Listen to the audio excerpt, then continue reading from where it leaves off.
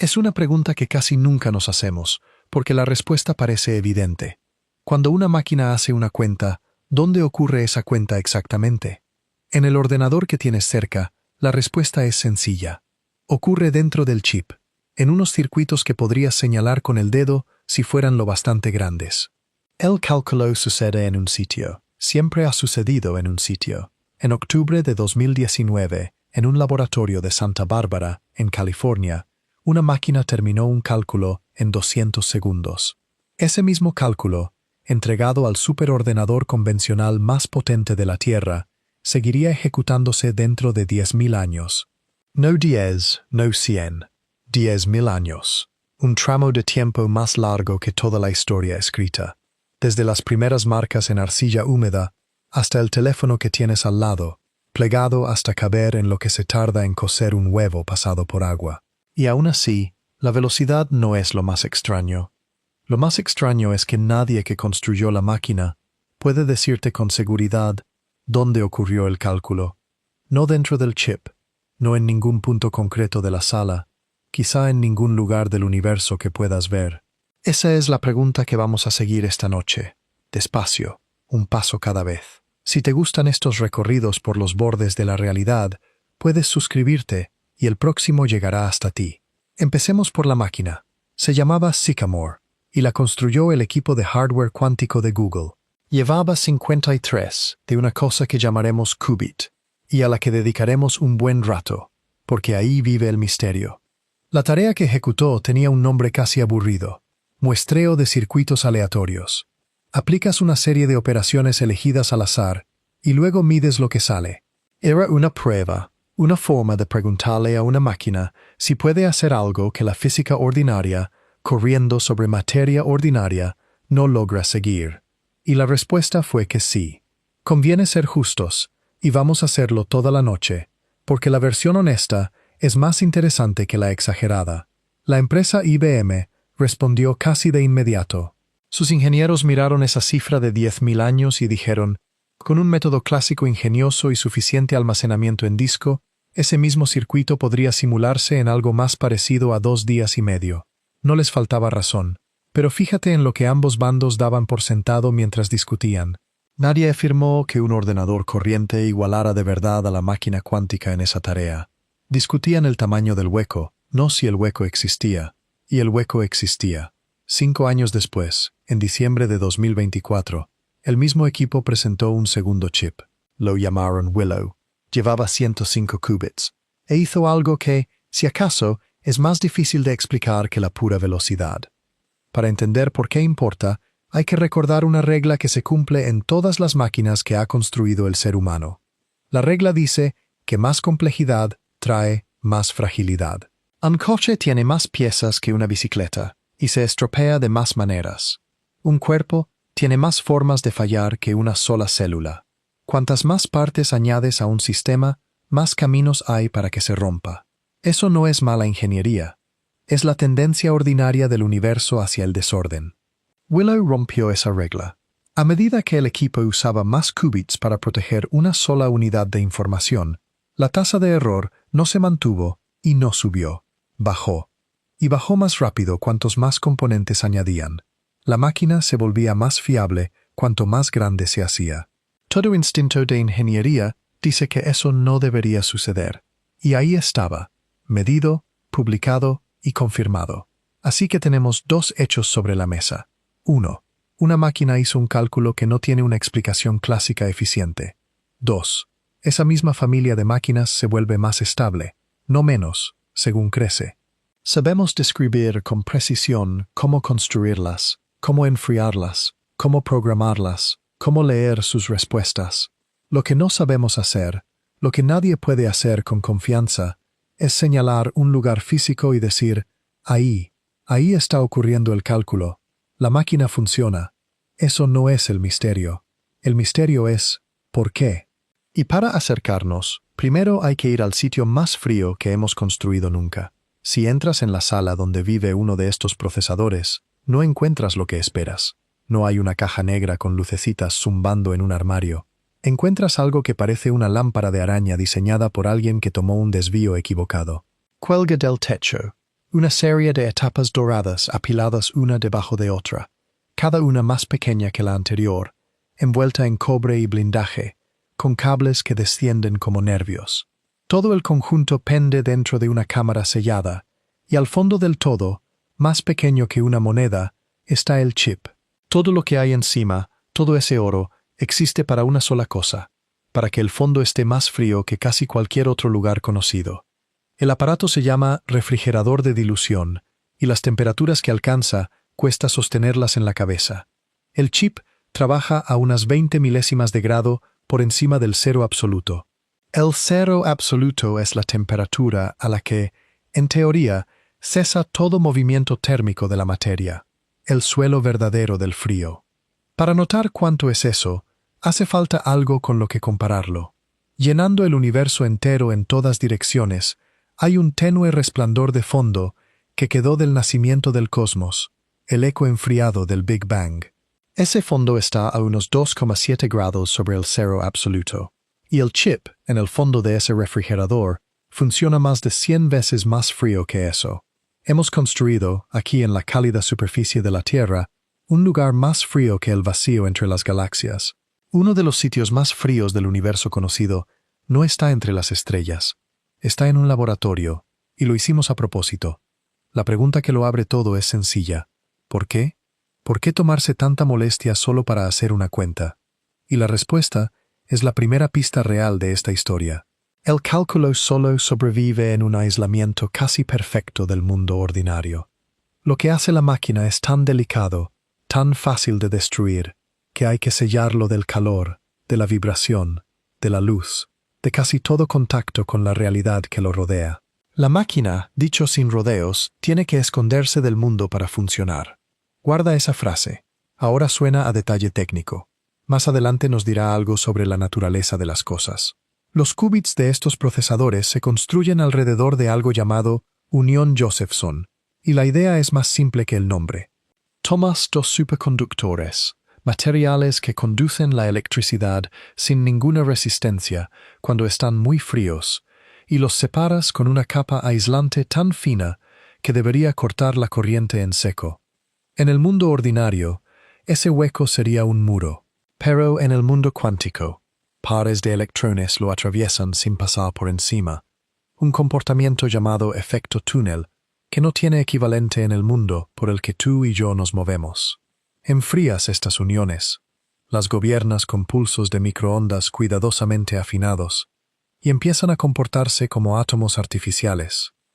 Sobre todo, pueden ponerse en esa condición frágil que llamamos superposición. Seguramente has oído que un qubit puede ser un 0 y un 1 a la vez. Esa frase es técnicamente cierta y, a la vez, engañosa, y conviene corregirla. Un qubit en superposición no es como una moneda girando que en secreto ya es cara o cruz, y solo falta mirarla. Está de verdad en una mezcla de ambas posibilidades, descrita por algo que los físicos llaman amplitud de probabilidad. Es un número que carga dos cosas a la vez.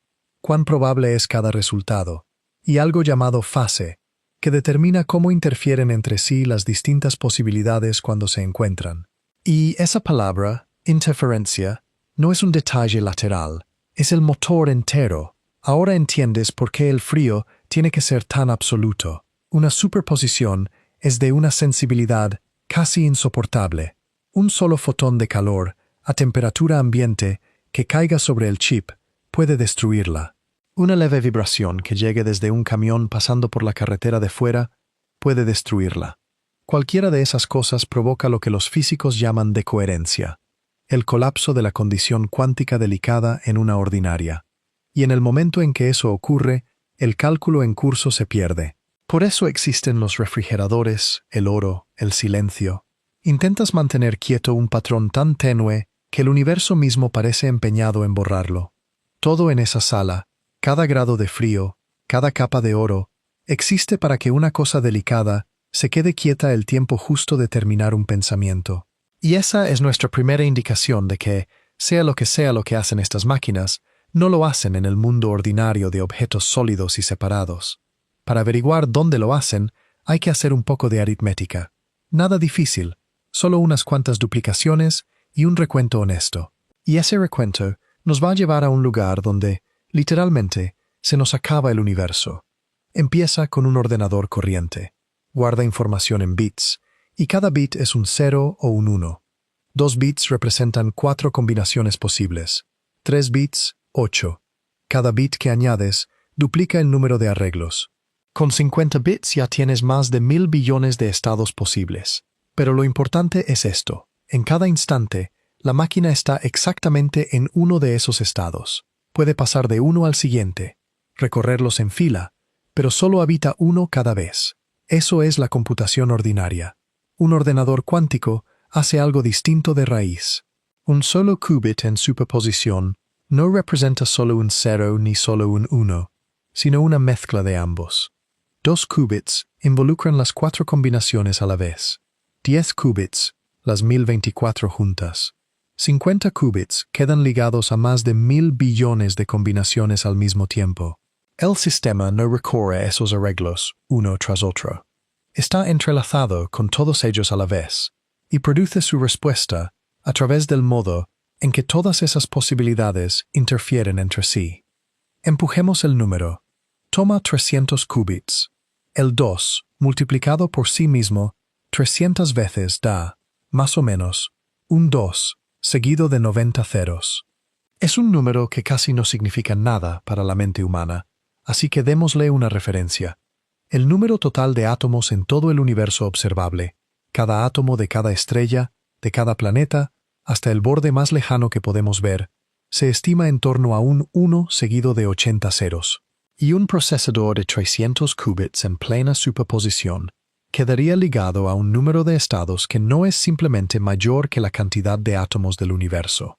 Es mayor por un factor de 10.000 millones.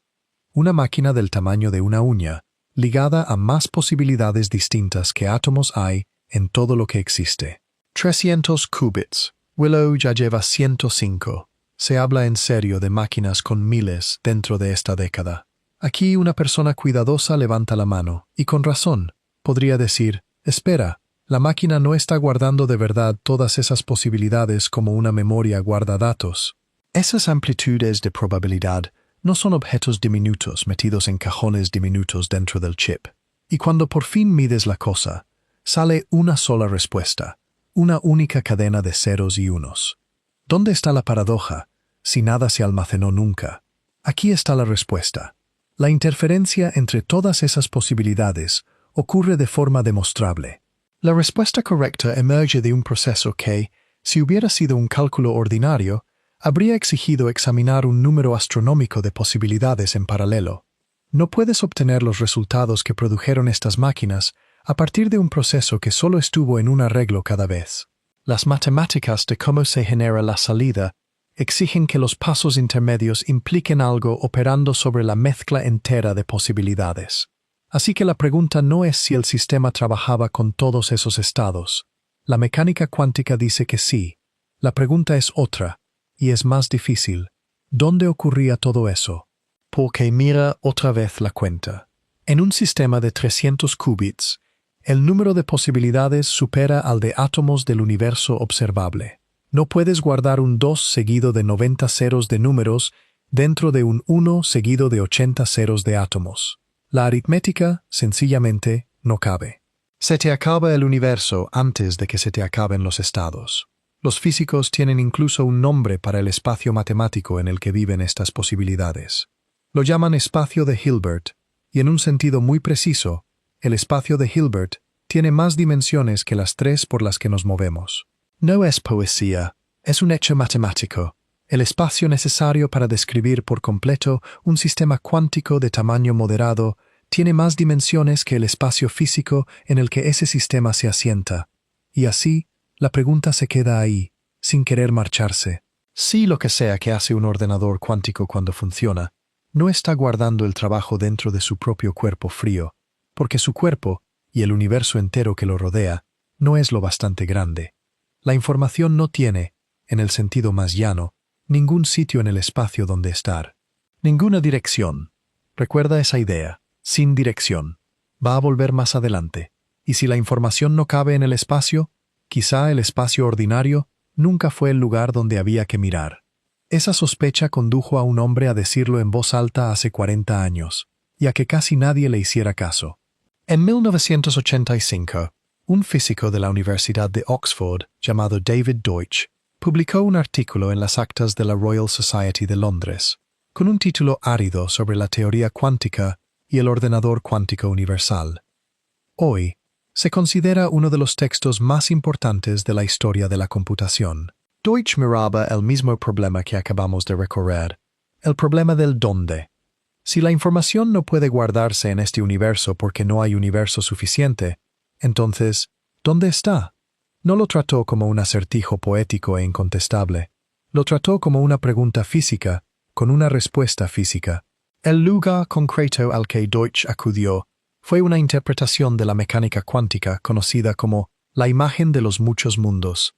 Y aquí hace falta honestidad, porque es justo el tipo de idea que se aplana y se vende de más por Internet. La imagen de los muchos mundos responde a un viejo enigma llamado el problema de la medida. En la mecánica cuántica estándar, un sistema en superposición evoluciona de forma suave y predecible, siguiendo una ecuación precisa, extendiéndose en una mezcla de posibilidades. Eso no es discutible, está verificado con enorme precisión. Pero luego, en el momento en que lo mides, la mezcla parece esfumarse y obtienes un único resultado definido. Los físicos lo llaman colapso. Y lo extraño es que la ecuación que gobierna todo lo demás no dice nada de ese colapso.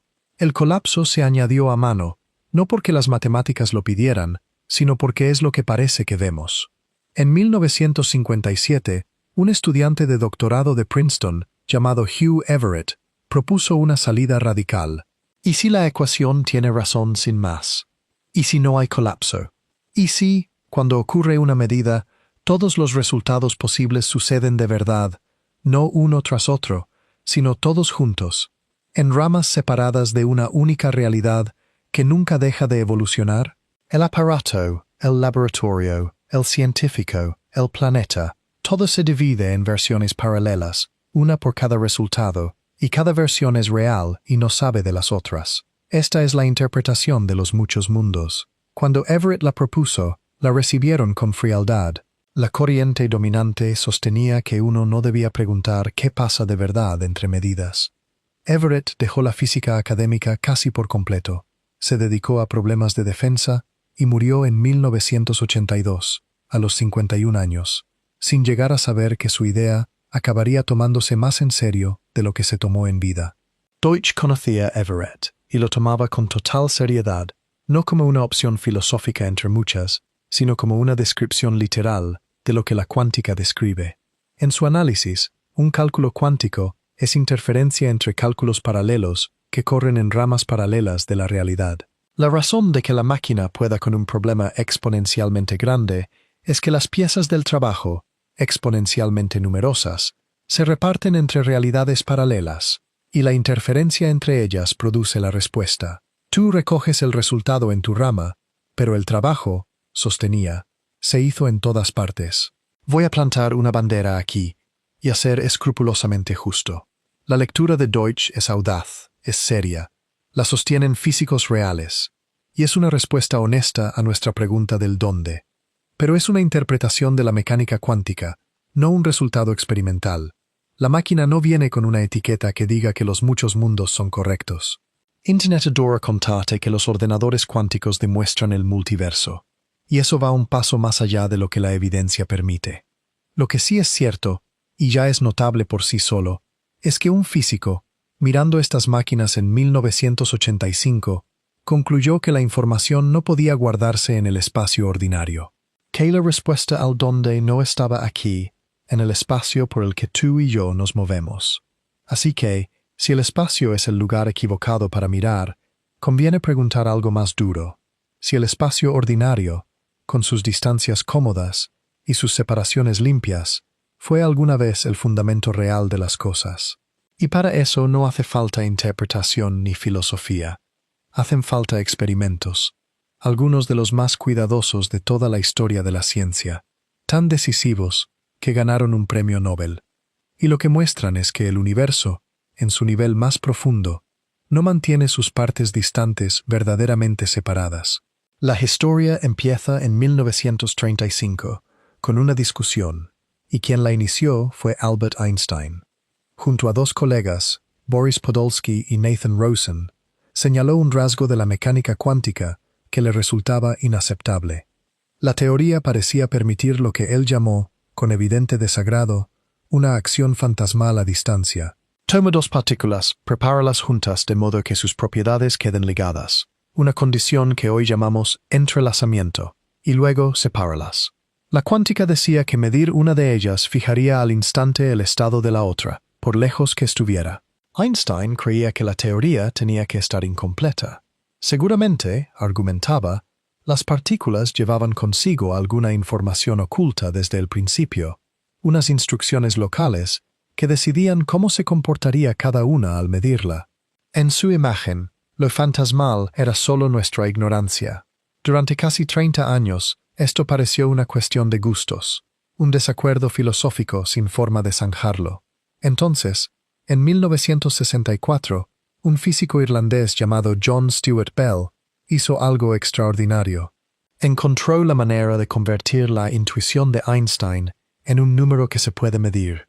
Bell demostró que, si las partículas llevan de verdad instrucciones locales escritas de antemano, entonces las correlaciones entre medidas sobre dos partículas entrelazadas distantes deben obedecer un cierto límite matemático. Hay un techo para lo coordinadas que pueden estar, y la cuántica predecía que ese techo se rompería. Las dos imágenes hacían predicciones numéricas distintas sobre lo que verías en el laboratorio. Bell había convertido una discusión filosófica en un experimento. Y lo hicieron, y lo repitieron cada vez con más cuidado durante 50 años, cerrando cada resquicio posible. Una prueba temprana, en 1972, de John Clauser y un colaborador, favoreció a la cuántica, pero dejaba huecos. A principios de los 80, el físico francés Alain Aspect corrió una serie mucho más cuidadosa en París y cerró los más importantes. El debate no se cerró del todo, hasta un conjunto de experimentos de 2015, entre ellos uno del grupo de Ronald Hanson, en la Universidad de Delft, en los Países Bajos. Usaron electrones entrelazados, separados por más de 1 kilómetro, con las medidas hechas tan rápido que ninguna señal viajando a la velocidad de la luz podía haber pasado entre los detectores antes de que ambas medidas terminaran. No quedaba sitio para una historia local oculta, y el resultado volvió a ser el de siempre. El límite de Bell se rompió, sin salida. En 2022, el Premio Nobel de Física se concedió a Aspect, Clauser y Anton Zeilinger por este cuerpo de trabajo. Las teorías de variables ocultas locales quedan descartadas.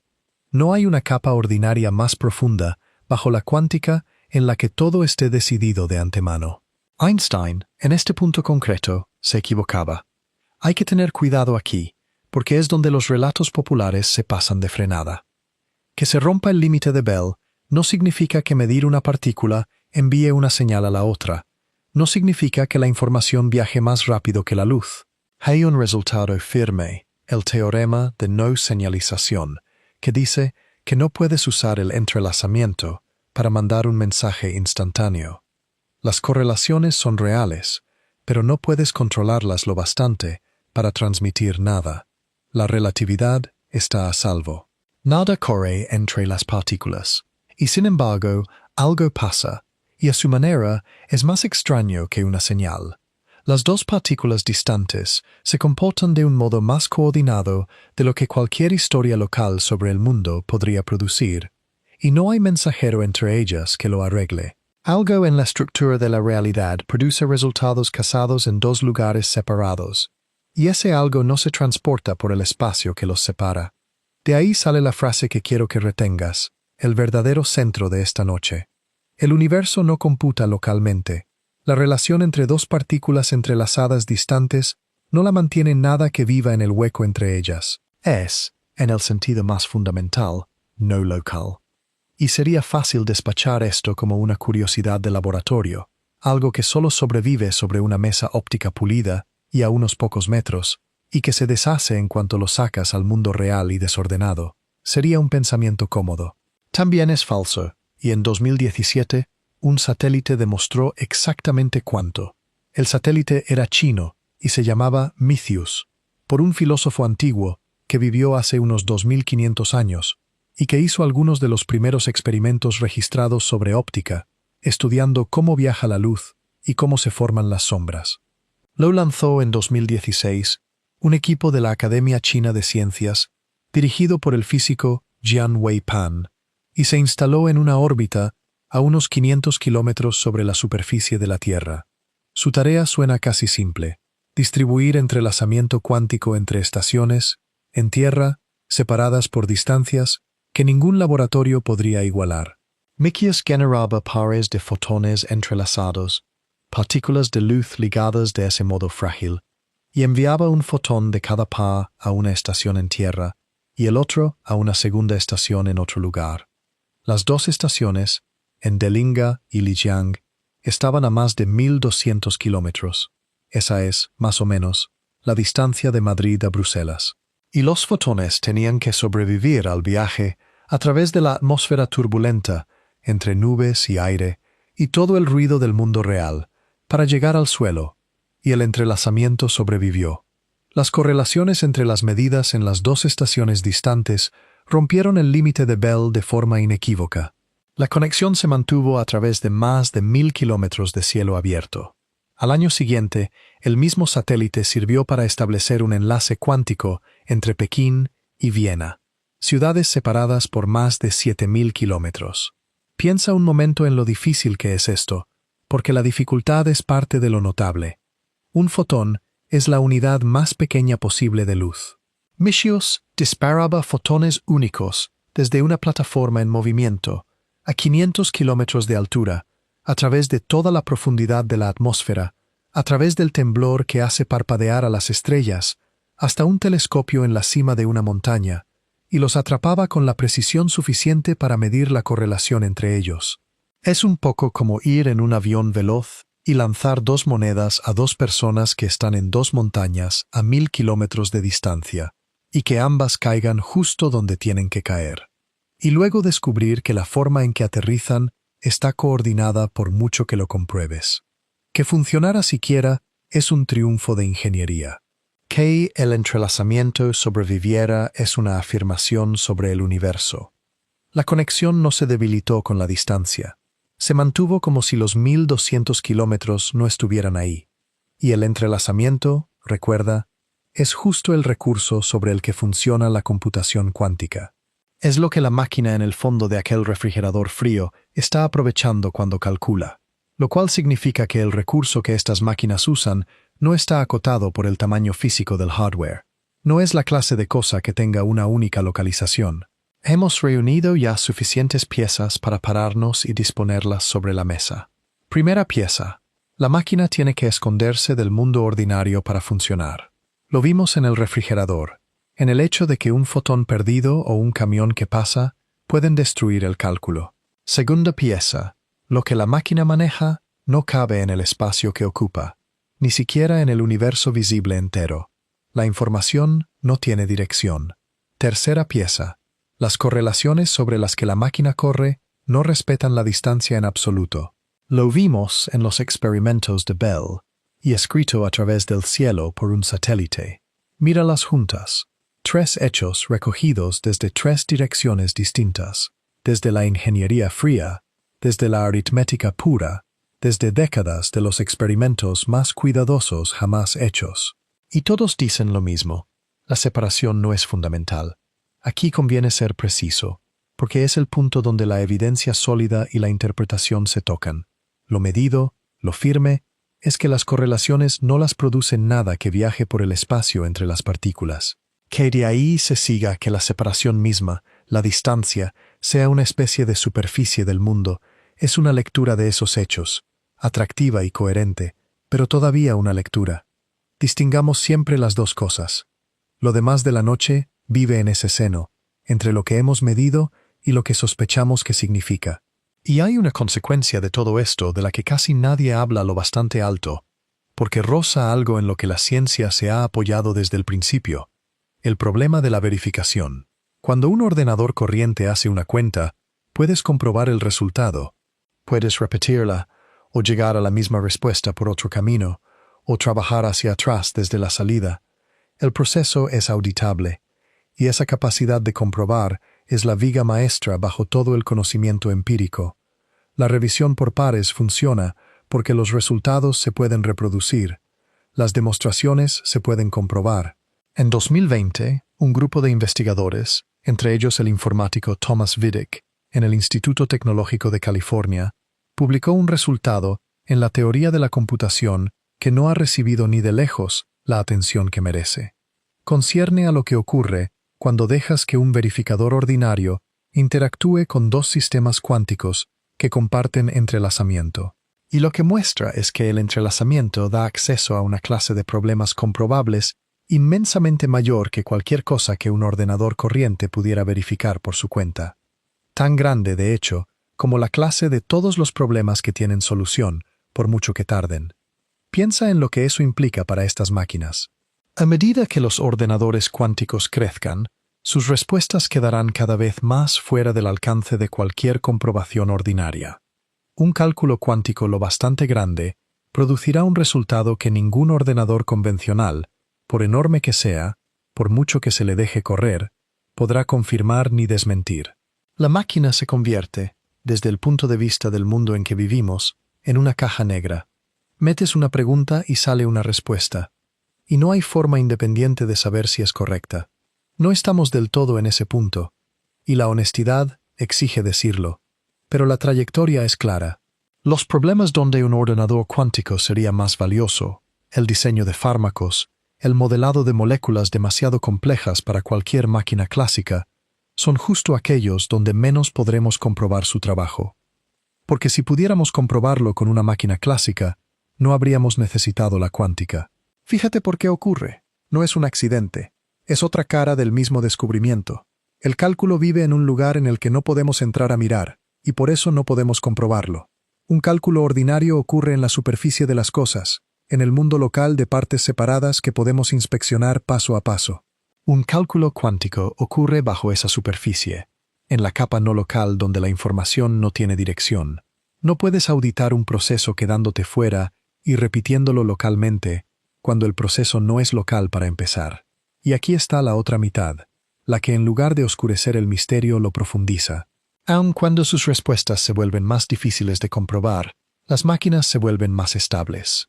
Volvamos al truco más extraño de Willow, el que dejé aparcado. Willow se vuelve más estable según crece. Para entenderlo, hay que ver el problema que resuelve. Los estados cuánticos son de una fragilidad casi insoportable, y durante décadas esa fragilidad pareció condenar la empresa entera. Los estados cuánticos decaen, y, a diferencia de los datos ordinarios, no puedes copiar un qubit para hacer una copia de seguridad, porque la mecánica cuántica prohíbe copiar con exactitud un estado cuántico desconocido. En 1995, un físico y matemático llamado Peter Shor, cuyo nombre volverá esta noche en otro contexto, demostró que la corrección de errores cuánticos era posible después de todo. Su idea fue sutil. No puedes copiar un qubit ni mirar directamente la información sin destruirla, pero puedes proteger una unidad lógica de información repartiéndola entre muchos qubits físicos. Y luego puedes hacer un tipo particular de medida que te dice si ha ocurrido un error, sin decirte nunca cuál es la información protegida.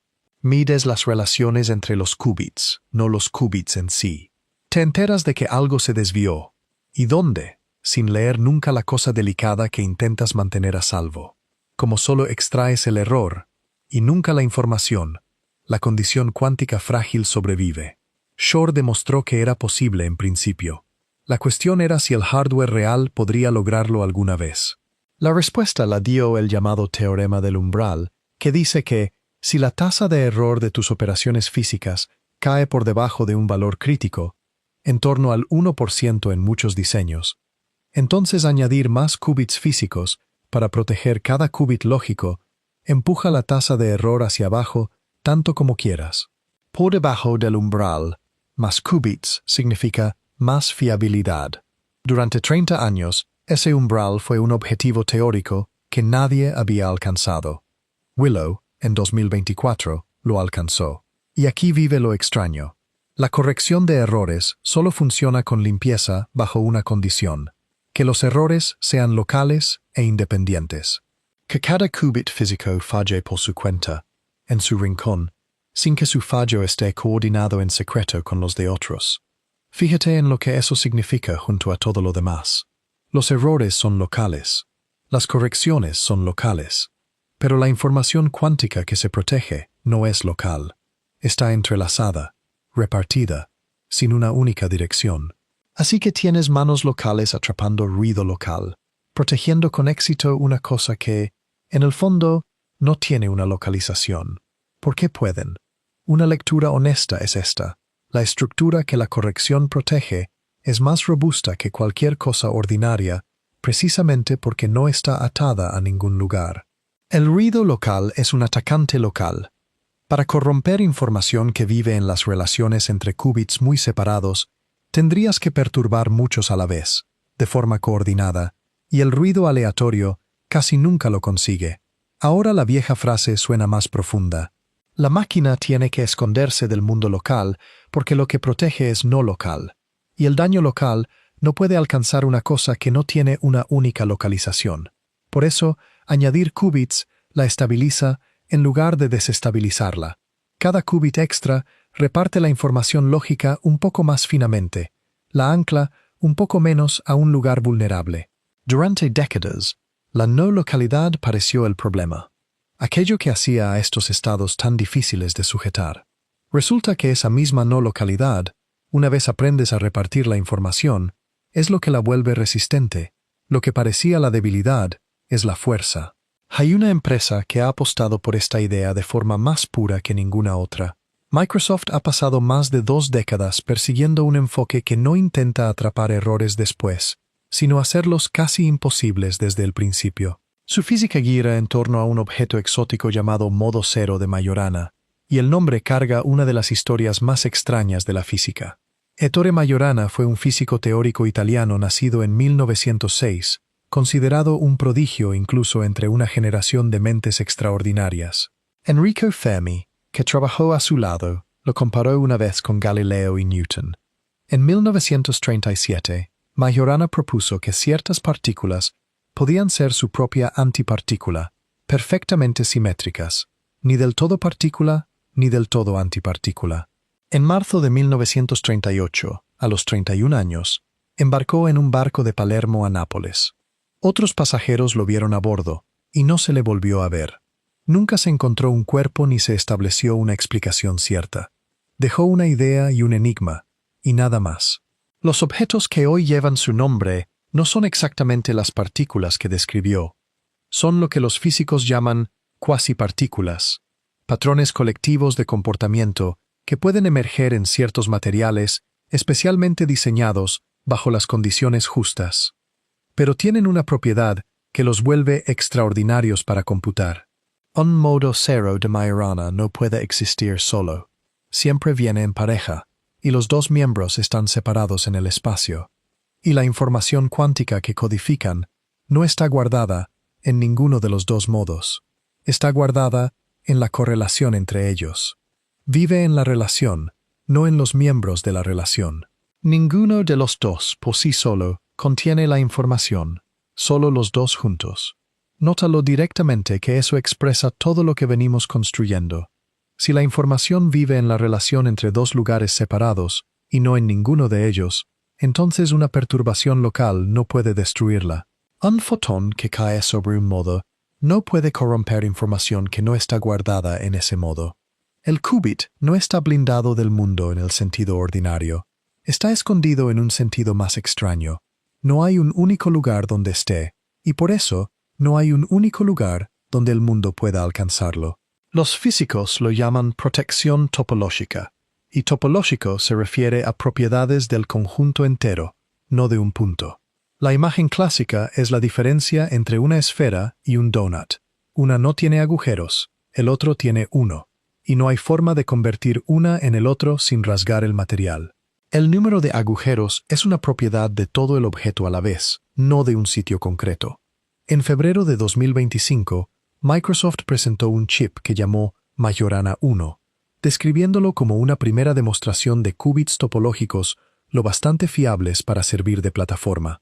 Y aquí toca el retrato honesto, porque la reacción del campo fue una mezcla cuidadosa de interés genuino y cautela bien ganada. Microsoft lleva más de 20 años en esto, y por el camino, una afirmación experimental anterior en esta área tuvo que retirarse en 2021, tras encontrarse errores en el análisis.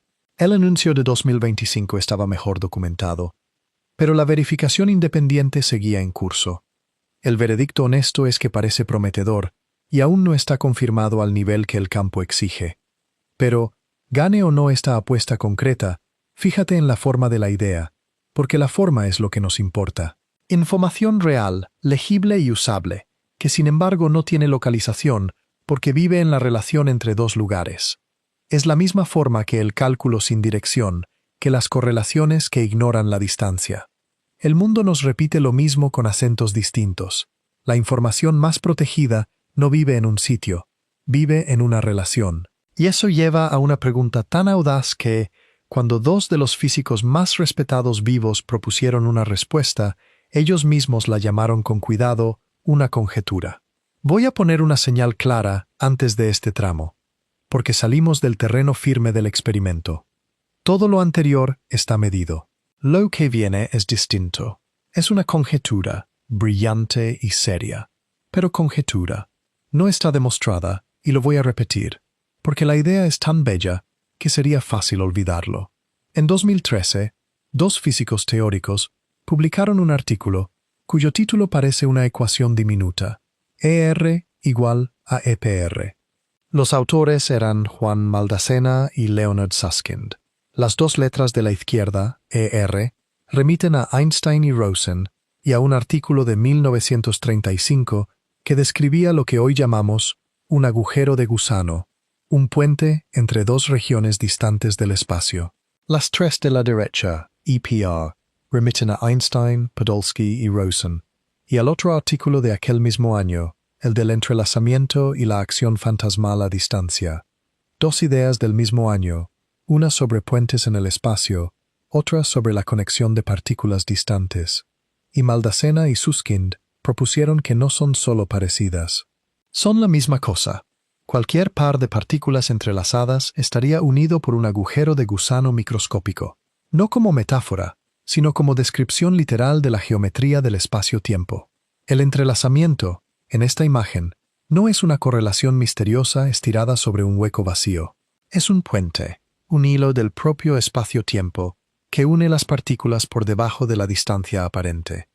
Cierro enseguida una puerta para que no la cruces por error.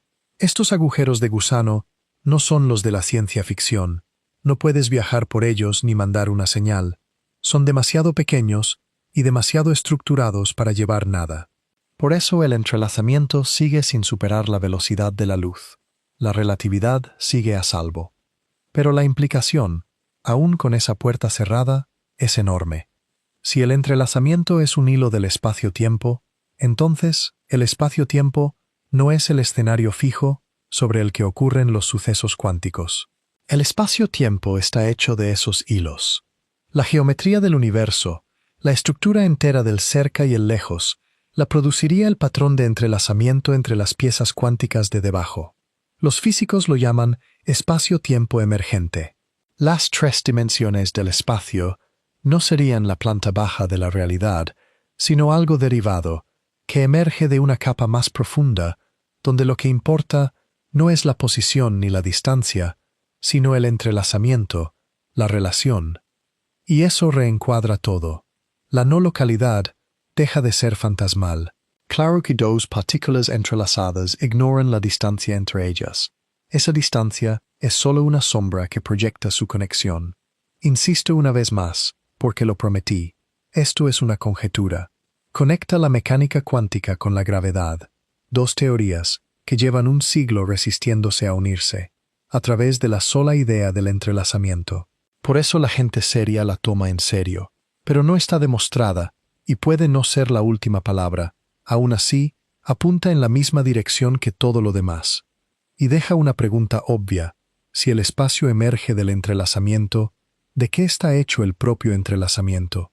La respuesta más influyente vino de un físico llamado John Archibald Wheeler, una de las grandes figuras del siglo XX, que acuñó el término agujero negro y dirigió la tesis de Richard Feynman. Ya mayor, quedó absorbido por una pregunta que destiló en 3 palabras: it from bit, la cosa a partir del bit. Cada objeto físico, propuso, cada partícula, cada campo, cada trozo de espacio-tiempo, deriva su existencia de la información, no de información en el sentido cotidiano, sino en el estricto, el de respuestas de sí o no, de distinciones definidas. El universo no estaría hecho de materia que además carga información. Estaría hecho de información, y la materia sería lo que la información parece cuando toma forma física. Esto podría sonar a pura filosofía si no fuera por un hilo experimental que lo mantiene honesto. En 1961, un físico llamado Rolf Landauer, en IBM, demostró algo sorprendente: borrar un solo bit de información, reponerlo de un estado desconocido a uno conocido, tiene que liberar una cantidad mínima y precisa de calor. Borrar información tiene un coste físico real. Durante 50 años se consideró un efecto demasiado pequeño para medirlo. En 2012, un experimento en Lyon, en Francia, lo confirmó.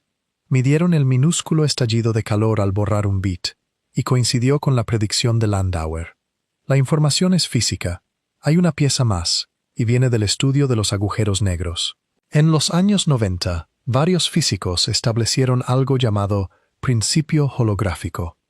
Dice que la cantidad máxima de información que puedes meter en una región del espacio no es proporcional a su volumen, como esperarías, sino a su superficie, al tamaño de la frontera que la envuelve. Es como si todo lo que ocurre dentro de una región tridimensional pudiera describirse por completo con información escrita en su superficie bidimensional, igual que un holograma guarda una imagen en 3 dimensiones sobre una película plana. La versión más afilada de esta idea, desarrollada por Juan Maldacena en 1997, es hoy una de las relaciones mejor probadas de la física teórica.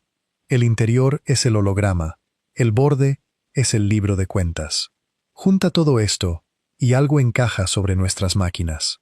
Si la materia es información, si el espacio se teje a partir del entrelazamiento, y el entrelazamiento es una forma de información, entonces un ordenador cuántico no es una herramienta que procesa información sobre la realidad desde fuera. Es un trozo de realidad haciendo lo que la realidad hace en su nivel más fundamental. Es información procesando información.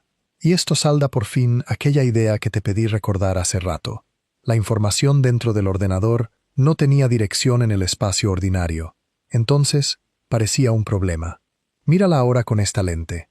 Claro que no tiene dirección. El espacio ordinario no es donde vive la información. El espacio ordinario es algo que emerge de la información.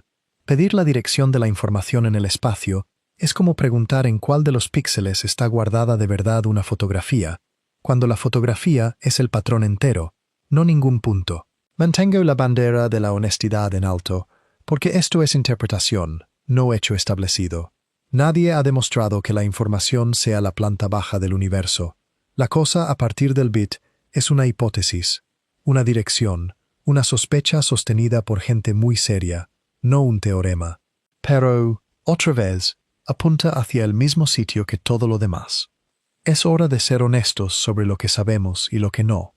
Hemos establecido, más allá de duda seria, que la realidad no es local y que estas máquinas funcionan alcanzando bajo la superficie del mundo. Eso es firme. Pero cuando preguntas qué es exactamente esa capa, no llegas a una respuesta, sino a un conjunto de puertas. La primera puerta es la posibilidad de que la mecánica cuántica esté incompleta, de que haya una capa de física aún no descubierta que explique toda esta rareza en términos más familiares. Fue la esperanza de Einstein y es la opción más conservadora. Pero es la puerta que los experimentos han hecho más difícil de cruzar. Las pruebas de Bell sin resquicios la dejaron casi cerrada. Cualquier teoría de recambio tendría que reproducir cada predicción cuántica, descartando a la vez las variables ocultas locales que los experimentos ya mataron. No está cerrada con llave, pero la evidencia se apoya en ella con enorme peso. La segunda puerta es que la mecánica cuántica sea completa y correcta, y que la realidad sea de verdad no local, tal como la teoría describe tomada al pie de la letra. Esta es la puerta que la evidencia apoya de forma más directa si tomas las matemáticas por su palabra, y es también la más desorientadora, porque pide aceptar que gran parte de la realidad está oculta de forma permanente. Es la puerta tras la que vive el multiverso, y quiero ser preciso sobre su estatus. La imagen de los muchos mundos es una lectura honesta de esta puerta, seria, sostenida por físicos reales, y el comportamiento de estas máquinas es coherente con ella. Pero es una interpretación, no un resultado demostrado, y la máquina no la distingue de las alternativas. Por eso me he negado toda la noche a decirte que los ordenadores cuánticos demuestran el multiverso. No lo demuestran, son coherentes con él. Es una afirmación distinta y mucho más honesta. La tercera puerta es que la verdad sea algo genuinamente nuevo, una física que no sea ni ordinaria ni cuántica en el sentido actual, un marco que resolvería por fin el viejo problema de la medida. La mayoría de los físicos, si insistes, preferiría en el fondo esta puerta, porque es lo que la ciencia suele hacer. Pero no hay candidato acordado. El problema de la medida tiene más de 60 años y no está más cerca de resolverse que el día en que se nombró. Y aquí está el corazón honesto. No sabemos cuál puerta es real. Las tres predicen los mismos resultados de laboratorio, porque los resultados de laboratorio son la mecánica cuántica, y la mecánica cuántica no está en disputa. Lo que se disputa es la historia de debajo. No hay un solo experimento que encienda una puerta y apague las otras. Es posible que eso cambie, que alguien encuentre una prueba ingeniosa que las separe. También es posible que la pregunta de qué historia es verdadera quede, al menos por ahora, justo más allá del borde de lo que la medida alcanza. Vale una pasada breve por una pregunta que la gente siempre plantea: si vivimos en algún tipo de simulación. Deja a un lado la versión de ciencia ficción y mira lo que la computación cuántica añade de verdad, porque no es lo que la mayoría espera. En 1982, Richard Feynman señaló que un ordenador ordinario no puede simular con eficiencia un sistema cuántico. El coste explota exponencialmente, por la misma razón que encontramos al contar qubits, lo cual significa que, si nuestro universo contiene mecánica cuántica de verdad, y todo experimento dice que sí, entonces cualquier máquina capaz de simular un universo como el nuestro no podría ser un ordenador ordinario. Tendría que ser uno cuántico, o algo de poder equivalente. Y un sustrato cuántico no es más simple ni más familiar que la realidad que produce. Sería, al menos, tan extraño, tan no local, tan ligado a los mismos misterios. No afirmo que estemos simulados. La evidencia no lo apoya. El punto es más sutil. Lo que sea que hubiera bajo nuestra realidad, si hay algo, no puede ser más acogedor y ordinario que lo que hay encima. La rareza no desaparece al subir un nivel, se reproduce. Y para que nada de esto flote hacia la pura metafísica, anclémoslo al suelo, porque hay un lugar donde estas ideas ya tocan tu vida diaria. La seguridad de casi todo mensaje privado, toda transacción bancaria, toda comunicación sensible del planeta, descansa sobre una matemática difícil de romper para los ordenadores ordinarios. Pero en 1994, ese mismo Peter Shaw ideó un algoritmo cuántico que, en una máquina lo bastante grande, podría romper esa matemática de par en par, factorizando números enormes en horas, en vez de en la edad del universo. Una máquina capaz de ejecutarlo a escala completa todavía no existe, y probablemente esté al menos a una década, exigiendo millones de qubits físicos. Pero la amenaza se toma tan en serio que entre 2016 y 2024 se hizo un esfuerzo global para diseñar códigos nuevos que ni siquiera un ordenador cuántico pudiera romper, y esos estándares se están desplegando ya en gobiernos y bancos. La razón de la urgencia es una estrategia con un nombre desagradable: cosechar ahora, descifrar después. Partes hostiles pueden grabar tráfico cifrado hoy, guardarlo y esperar, sabiendo que cuando exista una máquina lo bastante grande, podrán abrir todo lo que llevan reuniendo.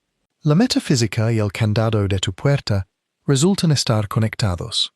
Hay una tradición larga y humilde en la historia de la ciencia, la de las herramientas que corren por delante de las teorías. Usamos el fuego durante unos 300.000 años antes de entender la química de la combustión. Construimos puentes y catedrales durante milenios antes de que nadie pudiera escribir la matemática de por qué se sostenían. Aplicamos anestesia antes de entender lo primero sobre cómo silencia el cerebro. En cada caso, la capacidad práctica llegó primero, y la comprensión vino cojeando detrás. La herramienta enseña a la teoría, y no al revés. Los ordenadores cuánticos son la entrada más reciente en esa tradición, y quizá la más extrema. Los construimos, funcionan, y no sabemos, no con confianza, no con consenso, por qué funcionan. No sabemos dónde ocurre el cálculo. No sabemos qué parte de la realidad aloja la información. No sabemos si las ramas paralelas son reales, ni si el espacio se teje de entrelazamiento, ni si la información es el suelo del mundo. Lo que sabemos es que la máquina funciona, y que la pregunta del por qué, el por qué de verdad, sigue abierta. No solo abierta en los libros de filosofía, abierta en el laboratorio. Ahora mismo se están diseñando experimentos, en Estados Unidos, en China, por toda Europa, que sondean la relación entre el entrelazamiento y la geometría del espacio, tratando de ver un poco más adentro de la capa bajo la superficie. La respuesta aún no ha llegado, pero la pregunta nunca se había planteado con tanta nitidez, y las máquinas que la plantean se vuelven más potentes cada año. Y así volvemos a la pregunta con la que empezamos, la que al principio parecía tener una respuesta evidente. Cuando una máquina hace una cuenta, ¿dónde ocurre esa cuenta?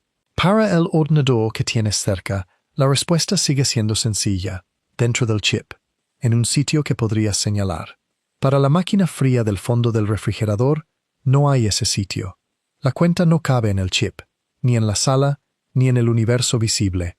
La información no tiene dirección, y puede que esa falta de dirección, que empezó pareciendo un problema, sea en realidad la pista más clara que tenemos.